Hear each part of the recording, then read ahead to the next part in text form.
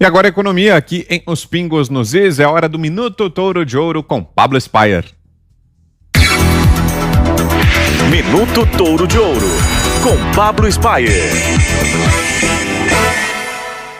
Boa noite, ouvintes da Jovem Pan e amigos do Pingo nos Is. Hoje, a Bolsa Brasileira, a B3, teve um desempenho muito positivo. Seu principal índice, o Ibovespa, fechou no maior nível desde a crise, quando chegou a crise do coronavírus aqui em março. O Ibovespa fechou aos 106.430 pontos, com 1,60% de alta. Mas as bolsas do mundo inteiro subiram, Europa, Estados Unidos. A principal razão para o bom humor do mundo inteiro hoje foram os resultados promissores de uma vacina da Moderna, né, que diz que tem um grau de efetividade de 94,5% para prever contágio entre as pessoas. Tanto é que as ações relacionadas ao fim da pandemia ou a descoberta de uma vacina dispararam no mundo inteiro. Aqui, por exemplo, né, você vê Azul subiu 11%, Gol subiu 8,5%, Embraer subiu mais de 8%. Mas outras razões hoje de manhã também traziam ânimo e alívio para o mercado e a bolsa já abriu em alta hoje de manhã lá fora. A notícia da Moderna veio depois. Ontem à noite, a China assinou o maior acordo de livre comércio da história da humanidade. São 2 bilhões de pessoas, né? E maior em termos de PIB também. Soma o PIB desses países, é o maior acordo da história.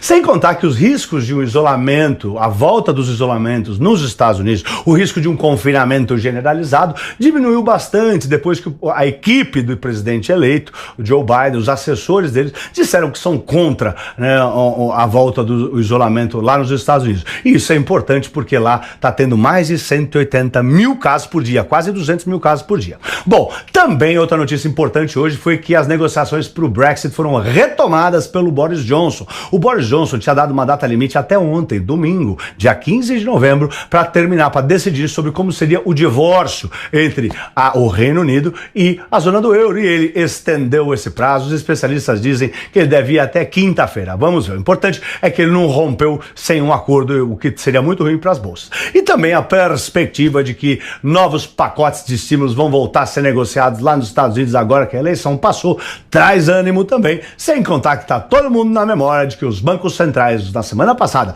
Federal Reserve, Banco Central Europeu e o Bank of England, os presidentes desses bancos disseram que vão estimular as economias, vão injetar dinheiro se assim for preciso. O destaque do dia hoje ficou para Vale, né? De acordo com o Brasil Journal, o BNDES vendeu numa operação só, o que a gente chama aqui de block trade, o equivalente a 2,5 bilhões de reais em ações da Vale. O dólar, que tinha começado um pouco melhor para caindo, acabou voltando um pouco, terminou com 0,5% de queda aos R$ 5,43.